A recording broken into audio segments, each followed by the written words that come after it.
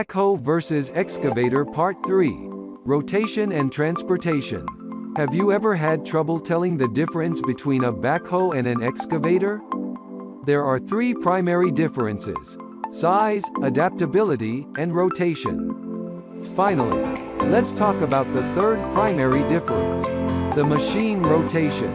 Backhoe's arm can only pivot roughly 200 degrees. Excavators. An excavator operator can spin the whole machine's chassis and arm in a complete circle. Transportation.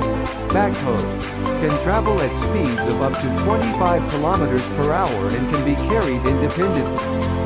Excavators must be carried on a carrier vehicle from one location to another. When compared to backhoe loaders, the excavator's transportation expenses are more expensive. For further information about backhoe and excavator, you can call us today at 469-370-7501 or visit our website at interstateheavyequipment.com.